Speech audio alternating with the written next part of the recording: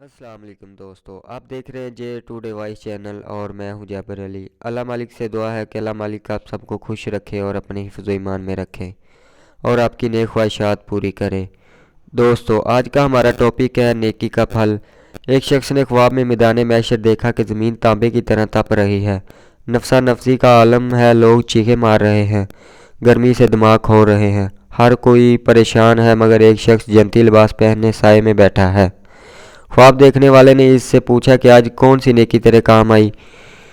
اس نے جواب دیا، میرے گھر کے دروازے پر انگور کی بیل تھی جس کے سائے میں ایک بزرگ نے آرام کیا تھا اور پھر خوش ہو کر میرے لیے دعا کی تھی کہ یا اللہ تو اس پر رحم کر، کیونکہ اس نے ایک لمحہ میرے لیے آرام کا انتظام کیا ہے۔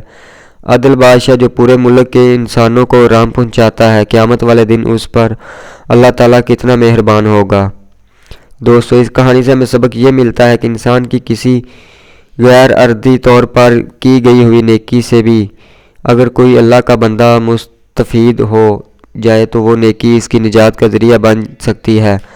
حاکم وقت اگر خدمت خالق کا جذبہ رکھتا ہو تو اپنی حکومت کے ذریعے اس طرح کی بہت ساری نیکیاں کما سکتا ہے۔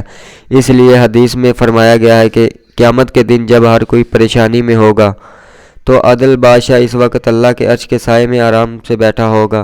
شیخ سعدی رحمۃ اللہ علیہ فرماتے ہیں کہ صحیح آدمی کی مثال پھلدار درخت کی سی ہے، اور جس میں سخاوت نہ ہو وہ خشک لکڑی کی طرح ہے، اور لوگوں کا بھی طریقہ یہ ہے کہ خشک لکڑیوں کو کاٹ دیتے ہیں اور پھلدار درخت کی حفاظت کرتے ہیں۔ دوستو، ویڈیو اچھی لگی تو ہمارا چینل سبسکرائب کر دیں اور بیل آئیکن کو پریس کر دیں تاکہ ہماری آنے والی ویڈیو آپ تک پہنچتی رہے۔